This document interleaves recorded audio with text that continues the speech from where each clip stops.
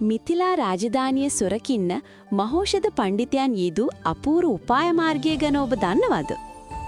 නුවර වටා ආරක්ෂක පවුරු බදින අතරේම සතුරන්ගේ රහස් සොයන්න එතුමා තමන්ගේ ගිරා පක්ෂියාව දක්ෂ රහස් ඔත්තුකරුවෙකු ලෙස පිටත් කළා.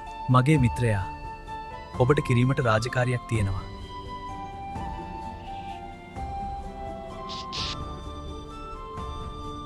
මාහට රහස් ඔත්තු සේවයේ ඉන්න චරපුරුෂයෙකුගෙන් විශේෂ ආරංචියක් ලැබුණා. ඒ රාජධනවල ආයුධ රැස් කරනවා කියලා.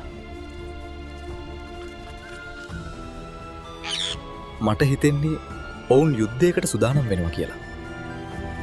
ඒ නිසා මගේ මිත්‍රයා, නුඹ සෙසු රාජධානිවලට පියා බලා එහි තොරතුරු මට පවසන්න ඕන. මොකද ඔබ තරම් චරපුරුෂ සේවයට තවත් දක්ෂයෙක් මේ මිථිලා නුවර කොහේ ඉන්නද? ඒ නිසා මගේ මිත්‍රයා, ඔබ උදෑසනින් පිටත් වී අන් රාජධානිවල විස්තර නොපමාව මාහට දැනුම් දෙන්න. එසේ ස්වාමීනි, ඔබ පවරු රාජකාරිය මම ඉටු කරන්නම්. මා හෙට දින හිරු උදා වෙනවත් සමග චරපුරුෂ සේවය පිටත්ව යන්නම්. මගේ මිත්‍රයා, ඔබ පරිස්සමෙන් කටයුතු කරන්න.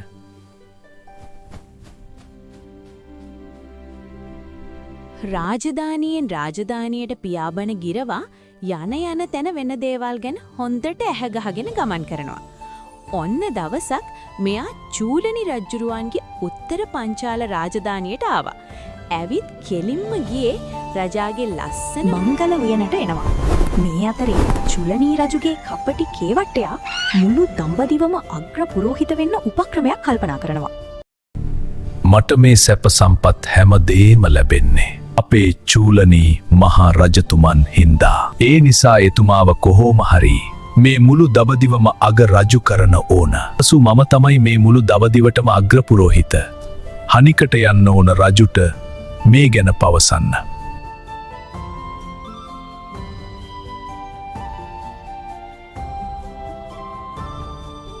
රජතුමනි, මාහට රහස් මන්ත්‍රණයක් කිරීමට තියෙනවා. පුරෝහිත කුමක්ද කාරණය? මාලිගාවේදී මේ කතාව කිරීමට සුදුසු නොවේ. මේ ගැන පවසන්නම්. මංගල උයනට ගොස්ස මංගල උයනට එන රජුයි පුරෝහිතයි දකින ගිරවා ඔවුන් ගැන විපරම් මෙතනම් කුමක් හෝ සිදුවන හැඩයි විපරම් කරලා බලන්න ඕන. පුරෝහිත මාහට පවසීමට තියෙනවා කිව්වේ කුමක්ද? රජතුමනි, මේ මන්ත්‍රණය සතරකම් මන්ත්‍රණයක්ම විය යුතුයි. මට ඔබතුමාව මුළු දඹදිවම අගරජු කිරීමට කදිම උපායක් තියෙනවා. මුළු දඹදිවම? කුමක්ගේ රහස් උපාය? අපගේ රාජධානියට ආසන්නයේ තියෙන කුඩා රාජධානිවලට අපේ සේනාව රැගෙන ගොස් යුද්ධ ප්‍රකාශ කරමු. යුද්ධයක්? ඉන්පසු කුමක් සිදුවේද?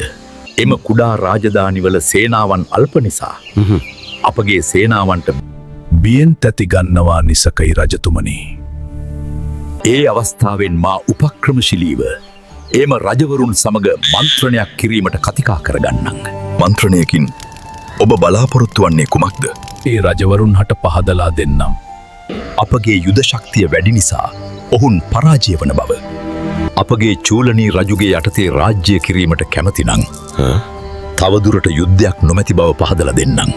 එවිට යුද්ධට බිය ඔවුන්ට මගේ උගුලට නතු කරගන්න පුළුවන්. ඔවුන් එය පිළිගනීවිද? පුරෝහිත ඔබ්ගේ ඉලග පියවර කුමක්ද? සියලුම රාජධානි යටත් කරගත්තට පස් රජවරුන්ට මදුපැන් සංග්‍රහයක් පවත්වමු. ඉන්පසු කුමක් කරන්නේද? මදුපැන්වල විස කලවම් කරලා බොන්න දෙමු. විසෙන් මැරී යන රජවරුන්නට ගඟට විසි කරමු මාගේ රජතුමන්.